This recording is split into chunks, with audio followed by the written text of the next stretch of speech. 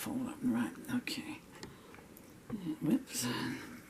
Right, now this time I'm going to bring you in closer. Closer to the edge. Because the last two takes, the volume hasn't come out on this. Right. Hello.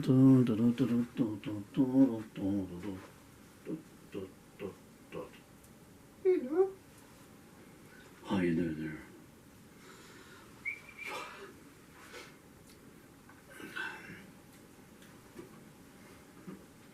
Isn't that spooky? Well, no, it's gone past now.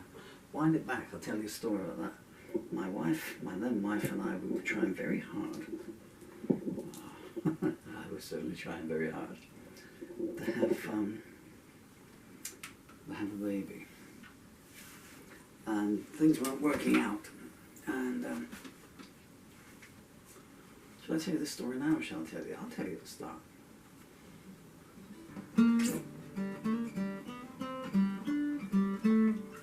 In my stand-up act, I do a naughty punchline to that line, but anyway, it's a true story.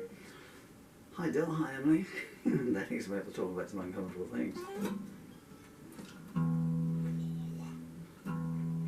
And so we, because there was an age difference, I think I was 52 at the time,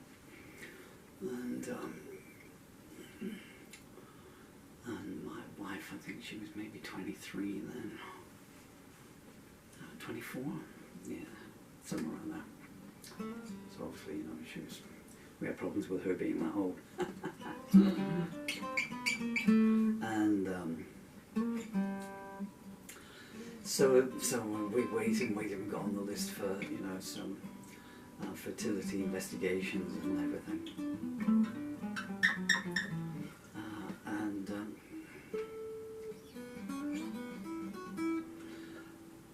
And I got the appointment, finally came through, and I had to go for an appointment into Iowa Hospital. They gave me a little cup to make a sample in, which I kind of thought, I was looking at it and I thought, well, you know, say I have a heart attack, you know, in the high street as I'm walking up to the hospital, you know, and I collapse on the floor, you know, like, loosen his collar, has he got anything in his pockets to identify him? Just this cup of, you know, anyway. My wife used to light candles by the side of the bed. She was like Nika with a little underground thing. Always had candles. Nothing wrong with that, apart from the smoke detectors didn't care for them too much at sometimes. And one night, I've actually got the original, but I can't walk over and get it. It's not too far away though. And one night, so it was stood up and it was on some card, so the candle stood on some card on the side of a bed, and instead of blowing it out, must have fallen asleep and let it burn all the way down through. And this is a true story, I swear this is true. And the next morning, so the candle had gone completely, and the wax had made the shape. Like if you go back right to the start of this video, it's a photograph, it's in a 3D box, you know, picture fingers like that, the embossed, and it looks like, well, it's almost like the nativity scene really, but it's, you know, it sort of looks like two adults, you know, looking on their knees with the baby, as you see for yourself. I don't want to be like one of these people that sees things in clouds and stuff, you know. It's a porcupine chasing an aardvark up the Eiffel Tower.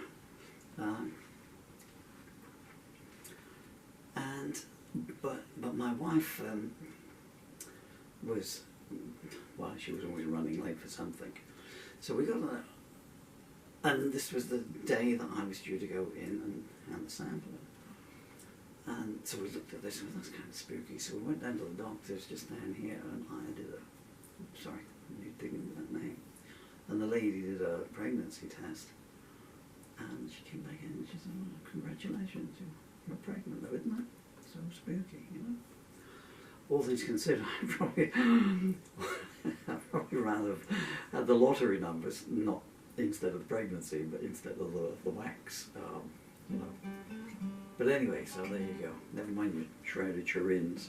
But West Campbell waxing. Same painful. Right, okay, so here's a song called Well There's a Surprise. You all still with me, or are you all clicked off and you're watching, I don't know, whatever it is that's hip at the moment. Donald Trump having a meltdown, I think, is what happens every time I turn on the internet. Bless him. 1, 2. A picture of my beautiful son there, and that was the result, by the way. That was the result. I could have worded that better, could I? But this amazing, talented, super duper handsome young man, 9 months later, he came and joined us.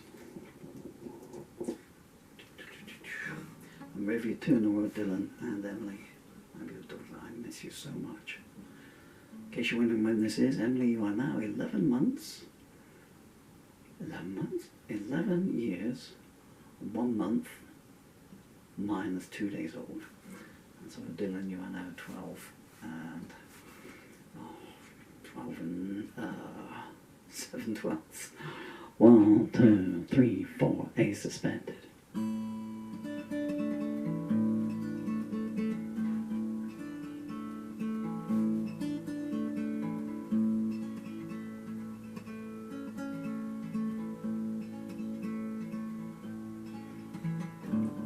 One eye open and 2 eyes shut.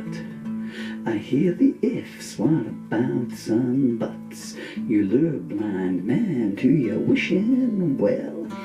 After the splash there's no one left to tell.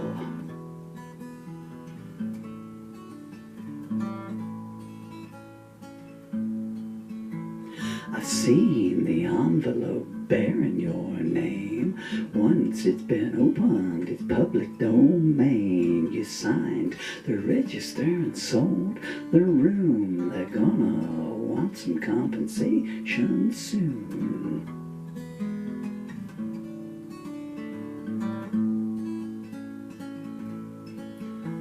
Your tongue's a kaleidoscope of truth and lies. You say I'm last in line. Well, there's a surprise.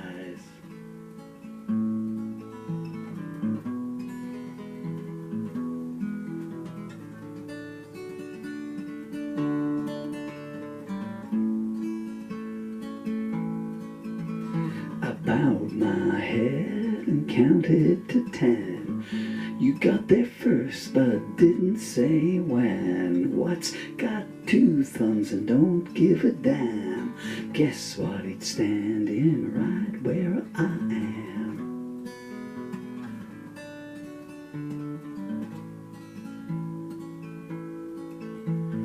Two visitors for each departee, and they ain't here for your witty repartee. They loosen their ties and smile, let's begin. 8 ball in the pocket, you said with a grin.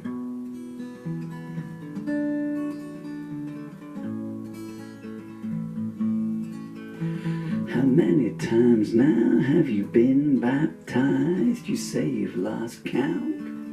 Well, there's a surprise.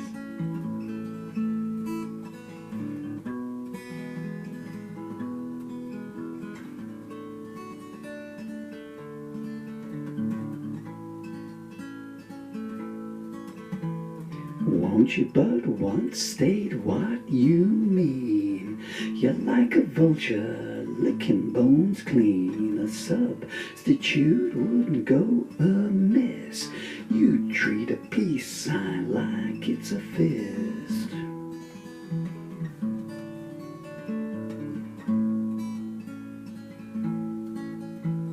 You can barter and you can deal. Playing the martyr, you're top of your field. Summer's coming and winter's just gone. Something tells me it's time to move on.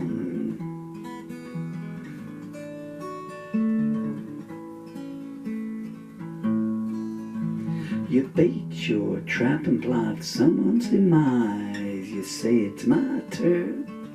Well, there's a surprise.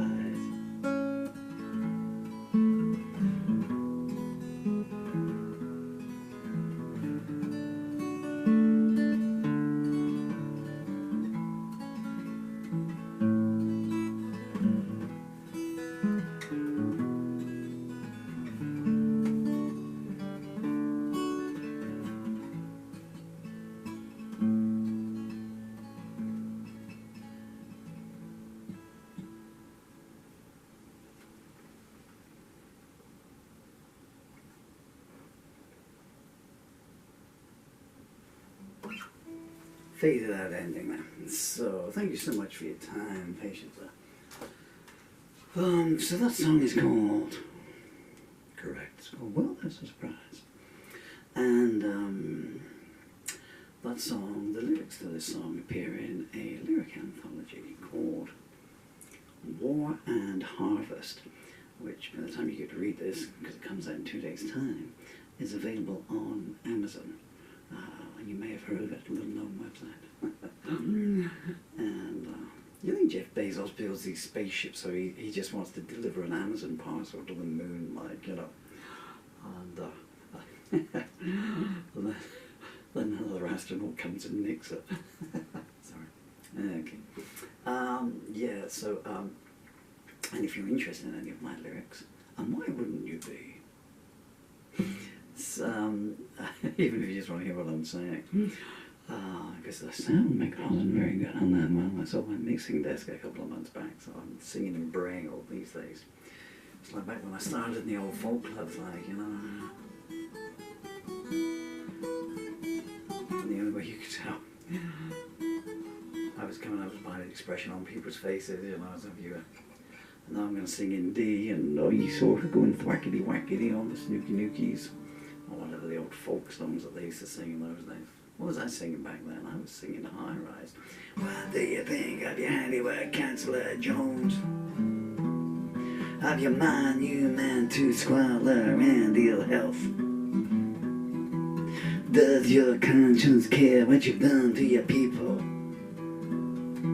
Or do you keep it placated with your wealth? 1982, High Rise. And if you'd like to see the lyrics to High Rise, they're in an anthology of mine called Compromise Not Pictured, which is and also it's in 2 anthologies. There's Compromise Not Pictured, which is a collection of some of my many protest songs, social commentary songs, etc. And there's also in Songs Without Music, which is an anthology of what was my stage act from 1982 through to 1999, when I gave it all up.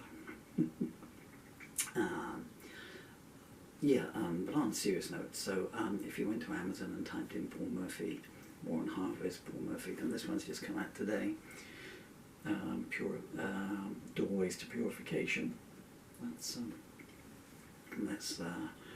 anthology that contains the 101 songs that I wrote in the first 2 months of this year. And everyone says, 101 songs in 59 days? It's got to be the most prolific time ever. And, I wrote a lot more in the early and mid-90s. 7, 8, 9 songs a day sometimes, you know. While everyone else was out having fun and stuff, you know.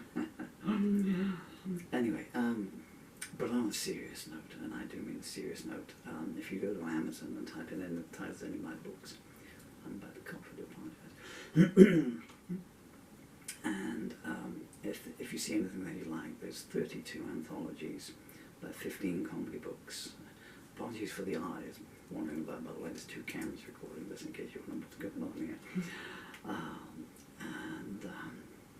Who was that guy with the eyes from the 1920s and stuff? Art Carney, is that the guy? Banjo eyes, they called him. He lost all his money in the Wall Street crash and then made it all back again.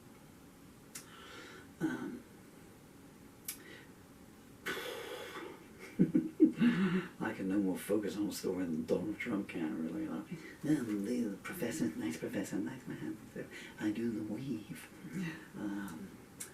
That should be a dance, like from the 1960s or something, you know, and do the ostrich and stuff and do the twist, you know.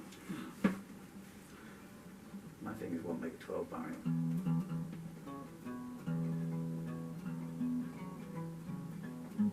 Come on, pretty baby, and do the weave. Do it all night till it's time to leave. You can...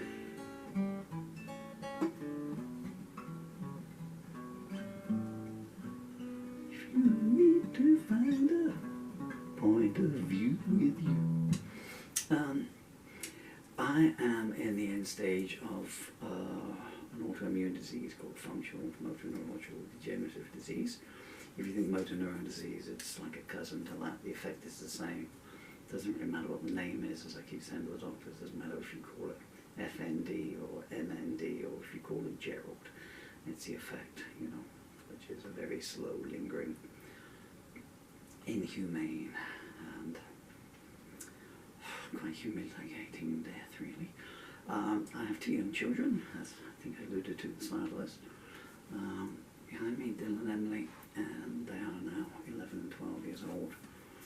And if you buy any of my books, they will get the royalties from them. I don't ask for myself.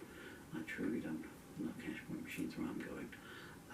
But I'm making these videos for 2 reasons. Well, 3 really, because, you know, you're a songwriter, it's your duty to put the songs out there, it truly is. Secondly, I'm hoping that somewhere down the line, when my babies grow up, they might get to see some of these videos and see what their dad was like, you know. I haven't seen them in 3.5 years. So that's barbaric country where you have your children taken away from you because, you know, this is a true story, right? When they took my children away 3.5 years ago, Kafkas, which is a very Nazi-esque, I have to put the esque in, for legal reasons, organisation in England, and the lady said to me, well, she said, but you can't see your children again, she said, because you could die at any moment with this disease. Well, that was not 3.5 years ago, but it's 3 years and 2 months ago, 16th of January, she said that. So here I am, you know. So I need to bolt my tongue down, you know. Children are going to have a father for another 3 years, you know. So anyway, yeah, I'm going to go off into a diatribe, and I don't want to do that because it's been a fun session, but it's hard, you know. It doesn't upset me for me, it upsets me for that, you know. But anyway, so if you care to buy any of my books, yes, what I was saying was I'm making 3 reasons for the songs, so that my children can see these. And also just to try and raise some funds for them, you know, to give them something when, you know, when they hit 18 years old. I've been Paul Murphy, and you have been Don't Not Speak at Once. Cacophony. Is there ever go cacophony? I didn't really. Thank you so much for your time. Dylan and Emily, love you so much.